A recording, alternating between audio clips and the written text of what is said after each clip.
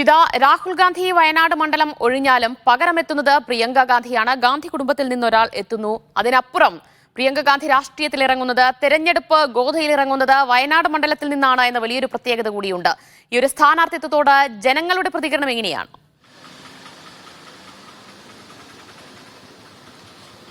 ദിവ്യ, ഞങ്ങളിപ്പോൾ തിരുവമ്പാടിയാണ് ഉള്ളത്. തിരുവമ്പാടി എത്തിയപ്പോൾ തന്നെ ഇവിടെയുള്ള ആളുകളെല്ലാം തന്നെ അക്കാര്യം തന്നെയാണ്, പ്രിയങ്ക ഗാന്ധി വരുന്നതിനെ കുറിച്ചൊക്കെയാണ് സംസാരിച്ചുകൊണ്ടിരിക്കുന്നത്. നമുക്ക് അവരുടെ പ്രതികരണങ്ങളിലേക്ക് നേരിട്ട് പോവാം. ഇപ്പം രാഹുൽ പോവുകയാണ്, പകരം പ്രിയങ്ക ഗാന്ധി വരികയാണ്. പക്ഷേ വളരെ നല്ലത്, പ്രിയങ്ക ഗാന്ധി വന്നാൽ രാഹുൽ ഗാന്ധി കിട്ടിയതിനേക്കാൾ കൂടുതൽ ഭൂരിപക്ഷം കിട്ടും, ഉറപ്പാ.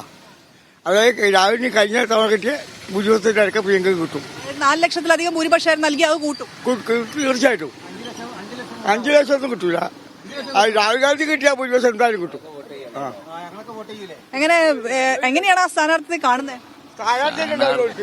LDF സ്ഥാനാർത്ഥി ഉണ്ടാവില്ല, പ്രിയങ്കക്ക് പിന്തുണ കൊടുക്കും. കാരണം ഇന്ത്യ മുന്നണിയല്ലേ. പിന്നെ കഴിഞ്ഞ LDF സ്ഥാനാർത്ഥി ഉണ്ടാവില്ല. LDF സ്ഥാനാർത്ഥി പ്രിയങ്കക്ക് പിന്തുണ കൊടുക്കും.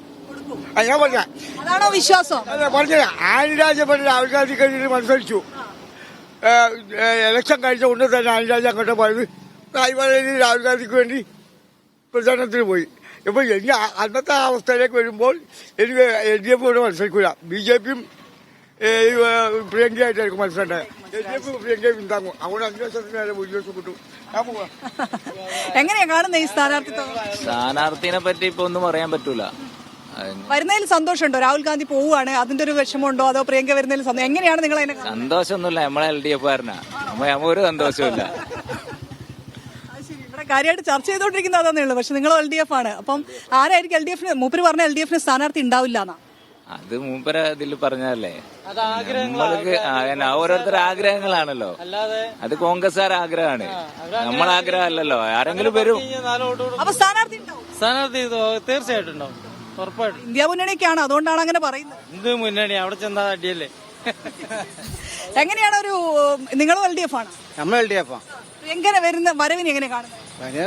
കുഴപ്പം എന്തായാലും വന്നാലും ഓല് വന്നു കഴിഞ്ഞാലും ഓലെ ജയിക്കുള്ളൂ. പിന്നെ ഇപ്പൊ പ്രിയങ്ക ഗാന്ധി വന്നാലും ആര് വന്നു കഴിഞ്ഞാലും കോൺഗ്രസ് നേതാക്കന്മാരെ ജയിക്കുള്ളൂ. CPM എന്തായാലും ജയിക്കാൻ കഴിയില്ല അവിടെ. ഓലെ വോട്ട് ഓല് ചെയ്യുള്ളൂ. അതുകൊണ്ട് പിന്നെ നമ്മള് ഓലെ മലപ്പുറം ജില്ലയിലും ആ ഏരിയയിലൊക്കെ കൽപ്പറ്റ ഏരിയയിലൊക്കെ ഫുള്ള് ഓലെ ആൾക്കാരല്ലേ. കോൺഗ്രസിന് ഒരു ഭൂരിപക്ഷമുള്ള സ്ഥലമാണ്, അതുകൊണ്ട് പിന്നെ അങ്ങനെയാണ് വിചാരിക്കുന്നത്. അത് ഉറപ്പാ. അതുകൊണ്ട് ഒരു 5 ലക്ഷം വോട്ട്, ഒരു 5 ലക്ഷം വോട്ടിന് എന്തായാലും പ്രിയങ്ക ഗാന്ധി ജയിക്കും, ഉറപ്പാ. ആണല്ലേ?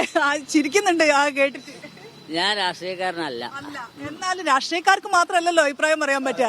രാഹുൽ ഗാന്ധി മാറുന്നു, പ്രിയങ്ക ഗാന്ധി വരുന്നു, എങ്ങനെയാണ് അതിനെ കാണുന്നത്? അത് അതിനേക്കാളും കുറച്ചുകൂടി മെച്ചമായിരിക്കും എന്റെ അഭിപ്രായം.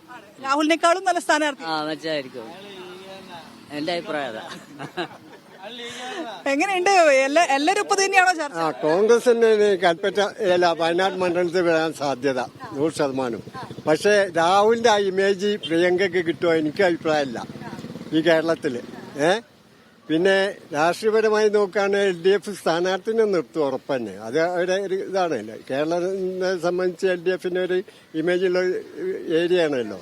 അതുകൊണ്ട് സ്ഥാനാർത്ഥിനെ നിർത്തും പകരം, ഉറപ്പാ.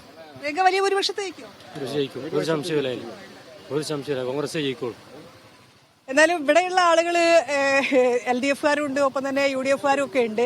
എല്ലാവരും പ്രിയങ്ക ഗാന്ധി ജയിക്കുമെന്നുള്ള കാര്യത്തിൽ അവരെല്ലാം തന്നെ ഉറപ്പ് പറയുന്നുണ്ട്. വലിയ ഭൂരിപക്ഷത്തിൽ തന്നെയായിരിക്കും പ്രിയങ്കയുടെ ജയമെന്നുള്ളതാണ് പറയുന്നത്. ഇടതുമുന്നണി സ്ഥാനാർത്ഥി നിർത്തുമോ എന്നുള്ള കാര്യത്തിൽ അവർ ചില ആശങ്കയൊക്കെ പ്രകടിപ്പിക്കുന്നുണ്ട്. ചിലപ്പോൾ നിർത്താനുള്ള സാധ്യതയില്ല എന്നുള്ളതൊക്കെ. എന്തായാലും ഇങ്ങനെയാണ് ഒരു പ്രതികരണം വരുന്നതിനെ വലിയ ആഹ്ലാദത്തോടെയും സന്തോഷത്തോടെയുമാണ് ആളുകൾ എടുത്തിരിക്കുന്നത്.